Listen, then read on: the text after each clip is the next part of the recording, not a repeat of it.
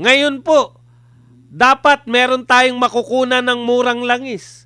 Kasi, ayan lang yung mga kapitbahay natin sa Southeast Asia. Lahat po yan, may mga langis, karamihan. Brunei, Indonesia, Malaysia, may mga langis po. China. Siyempre, yung pinakamayaman nating kapitbahay, China. Sila lang po yung pinapayagan ng Iran na bumili ng langis dun at dumaan sa Hormuz. At yung pagbubukas po ng Russia na dapat sana ay nakikinabang tayo kasi kaibigan natin sila, partner noon. Pero dahil nga kakaiba yung ating presidente, itinigil lahat. Lagi na lang nakikinig kay Tariela. Lagi na lang nakikinig kay yung imbes na ituloy niya yung ginawa ni Tatay Digong, pinakulong dahil sa pakikinig dyan kala Trillanes, sa magkapatid na mga Remulla, at sila Dela, kung sino-sino pang pinakikinggan. Ang tanong po, Mr. President, ano na po ang payo sa inyo ni Tariela ngayon? Ano na ang payo nila Trillanes? Ano na ang payo nitong mga Remulla tungkol po dito sa sitwasyon natin? Hindi po ba? Dahil po sa mga plano, sa mga payo nila, halos nakipagkalas tayo sa pakikipagkaibigan natin sa mga bansang mayayaman, kapitbahay, kaibigan natin. Pati nga si Zelensky na wala naman tayong mahihita, partner, kinaibigan natin. Hindi tayo ngayon makabili ng langis kay Putin. China po ay kumukuha rin ng maraming langis sa Russia. Bukod sa sila po ay pinahintulutan na dumaan dyan sa Strait of Hormuz, yung pinagkukunan rin nila yung Russia. So ngayon sabi mo mismo ng Department of Foreign Affairs, ang China ay hindi po nila lilimitahan ang pag-export ng kanilang mga langis.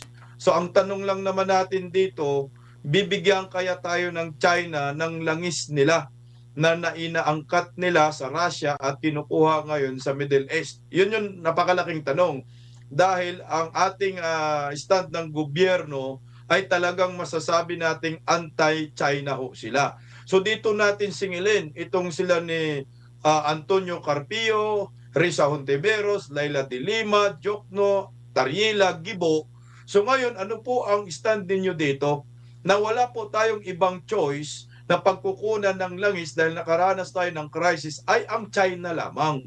Makipag-ugnayan ba sila dito? Makipagkaibigan ba sila sa China? Dahil ang sabi ng China, hindi namin nilimitahan ang pag-export ng langis namin. Ang question, maambunan kaya ang Pilipinas dito? Kasi yung karatig bansa natin, yung Southeast Asia, mga kapitbahay natin, panigurado maambunan sila dito. Paano naman ang Pilipinas? Kailan tayo makipagkausap sa China? Kailan tayo poposisyon? Kasi sabi nga mo mga partner Badong nung pandemya, sa panahon ni Tatay Digong, yung vaccine tayo yung nauna, di ba? So ngayon, ito rin ngayon ang usapin natin. Mauuna kaya tayong bigyan ng China dito sa langis na ito? Kasi sabi ng China, mamimigay kami.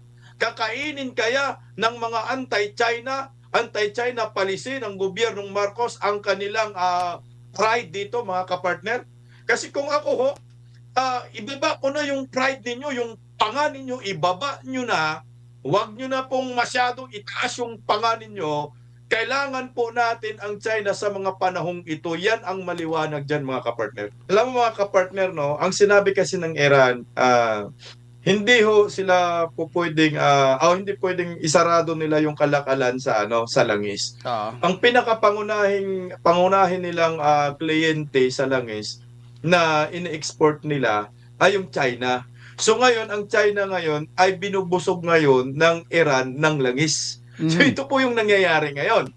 So yung ibang bansa na problema kagaya ng Pilipinas ng langis. Pero ngayon, ang China naman siksik-liglig yung kanilang langis ngayon. So kung naging kaibigan talaga natin yung China, malamang hindi tayo apektado dito sa crisis sa langis at hindi magmahal ang presyo ng langis. At pwede pa natin kausapin sila ng todo, partner. Baka sakali pa nga bigyan tayo ng maraming langis ng China. Baka po pwede pa nga tayo magbinta ng langis sa karatig bansa natin, kagaya ng Malaysia, di ba? Malapit din sa atin, or Indonesia, kung kailangan nila ng langis. Kasi kung sobrang dami ng langis binibigay ng China sa atin, anong gagawin natin sa sobra? Ibinta natin, kikita pa ang ating bansa. Kaso nga, malabong mangyari yan dahil kinakalaban natin yung China. Yung foreign policy natin ay anti-China. So, ito po yung namimiss natin kay Tatay Digong, no? Sa totoo lang po, akala natin parang wala lang yung ginagawa ni Tatay Digong. Yung ginawa po ni Tatay Digong na kaibigan dito po sa lahat po ng mga kapitbahay natin, ASEAN countries, nako, talagang kaibigan niya yung mga Brunei mga sultan ng Brunei, mga prime ministers ng Malaysia, Indonesia, Singapore, lalong-lalo na po yung China. Ganon din po yung nakipagkaibigan for the first time ang Pilipinas sa Russia at saka sa India at iba pang bansa. Iyan po ang kinakailangan natin. Yan po yung diplomatic relationship. Nanghihinayang po ako dahil po naitanim na yan ni Tatay Digong eh. Ang gagawin na lang po ni BBM, itutuloy na lang sana. Sana, partner, hindi naman tayo nag-ano na nanghihinayang lang tayo, no? Kasi magagamit sana natin tong mga relasyon na to. Alam nyo po mga partner, mga tagapanood, mga partners po namin, sa totoo lang po, hindi natin ganong ininda yung pandemic. Worldwide na yun ha. Bakit po? Dahil sa na-establish ni Tatay Digong na mga diplomatic relationship, lalong-lalo na po sa China. Pera biro po. Yung ibang bansa, nagkukumahog kung saan sila kukuha ng mga pambakuna. Si Tatay Digong, dinidevelop pa lang ng China, Japan at USA, kasama po USA. Dinidevelop pa lang po nila.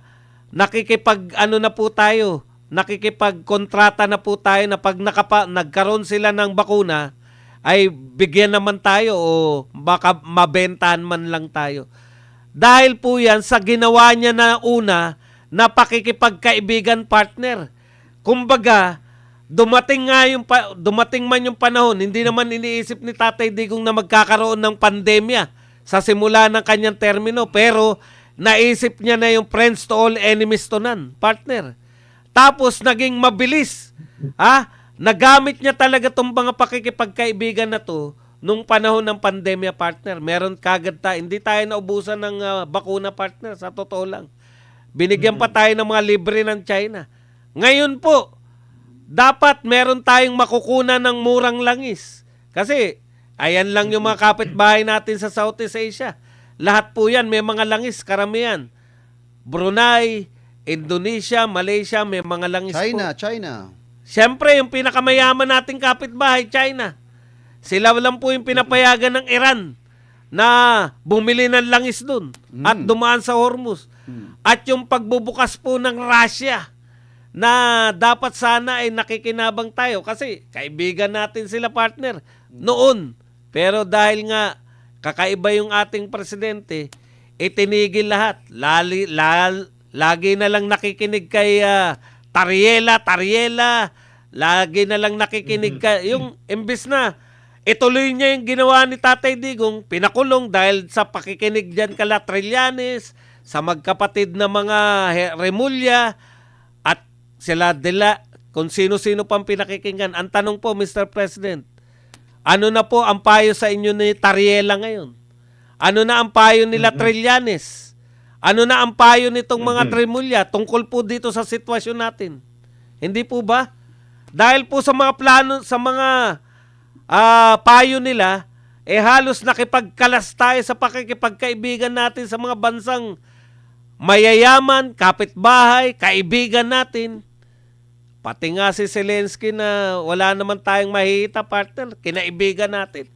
Hindi tayo ngayon makabili ng langis kay Putin. Partner Dan, meron ka pa? Actually meron kapapasok lang nito DCWB ang nagbalita. Source nito. Isipin nyo yung China ngayon hindi siya maglalabas ng langis. May langis pa lang ang China na bumibili rin sila rin sa Hormuz, sa Middle East. Pero yung mga karatig bansa natin, alam mo walang ibang tutulong sa'yo kapag nagkagipitan kung hindi yung kapitbahay mo. Pero dahil sa komento na yan, partner, sabi ni Samot-Samot PH, panay monitor at pinag-aaralan. It means walang plan of action. Dahil walang pakialam si Bibi, basta bahala na ang mga taong Pilipino.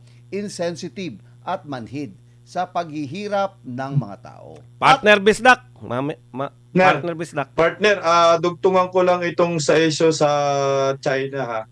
Ang China po ay kumukuha rin ng maraming langis sa Russia. Bukod sa sila po ay pinahintulutan na dumaan dyan sa Strait of Hormuz, yung pinagkukunan rin nila yung Russia. So ngayon sabi mo mismo ng Department of Foreign Affairs, ang China ay hindi po nila lilimitahan ang pag-export ng kanilang mga langis. So ang tanong lang naman natin dito, bibigyan kaya tayo ng China ng langis nila na nainaangkat nila sa Russia at kinukuha ngayon sa Middle East? Yun yung napakalaking tanong. Dahil ang ating stand ng gobyerno ay talagang masasabi nating anti-China ho sila. So dito natin singilin itong sila ni Antonio Carpio, Risa Hontiveros, Laila de Lima, Jokno, Tariela, Gibo. So ngayon, ano po ang stand ninyo dito? Na wala po tayong ibang choice na pagkukunan ng langis dahil nakaranas tayo ng crisis ay ang China lamang. Makipag-ugnayan ba sila dito? Makipagkaibigan ba sila sa China? Dahil ang sabi ng China, hindi namin nilimitahan ang pag-export ng langis namin. Ang question, maambunan kaya ang Pilipinas dito? Kasi yung karatig bansa natin, yung Southeast Asia, mga kapitbahay natin, panigurado maambunan sila dito. Paano naman ang Pilipinas? Kailan tayo makipagkausap sa China? Kailan tayo po posisyon? Kasi sabi nga mo mga partner Badong nung pandemya, sa panahon ni Tatay Digong, yung vaccine tayo yung nauna, di ba? So ngayon, ito rin ngayon ang usapin natin. Mauuna kaya tayong bigyan ng China dito sa langis na ito? Kasi sabi ng China, mamimigay kami. Kakainin kaya ng mga anti-China policy ng gobyernong Marcos ang kanilang pride dito, mga kapartner? Kasi kung ako ho, ibaba ko na yung pride ninyo, yung panga ninyo, ibaba nyo na, huwag nyo na pong masyadong itaas yung panga ninyo. Kailangan po natin ang China sa mga panahong ito. Yan ang maliwanag dyan, mga kapartner. At dahil dyan, Pater, may nagpakulay. Ayan, si Delia Pineda. Maraming salamat po kay Ma'am Delia Pineda. Partner, ayon kay Marcos Bang Ang. Uy, mahal na masyado ngayon, sabi ng kapatid ko. Kakabili nila ng bigas kahapon, yung isang sako dati na 1,500. Ngayon, tig 3K na. Ay, grabe, partner. At rejoin lang ako doon sa sinabi mo, partner Bisdak, regarding dito sa dito sa kapitbahay po nating China. Alam nyo, anong rason kung bakit ang Amerika po ay hindi, Amerika lang naman pinagbawalan tsaka Israel diba? Na pumasok dyan Ngayon, ang mga, yung hindi gumegera dyan sa Iran, mga kaalyada, pinapapasok dyan. Ang tanong kaya dito, ganito. Maapektuhan kaya yung mga kaalyado ng Amerika sa kabila ho ng pagtatawag ni Trump na sinasabi niyang, nanawagan ako, suportahan nyo kami dyan sa daanan na yan, yung Strait of Hormuz na yan.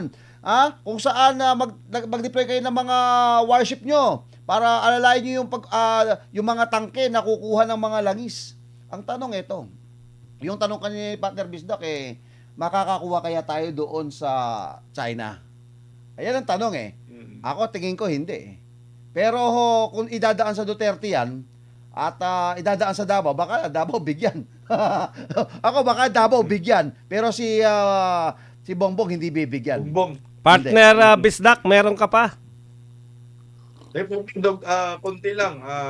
Alam mo mga kapartner, no, ang sinabi kasi ng Iran, hindi ho sila pwedeng hindi pwedeng isarado nila yung kalakalan sa sa langis.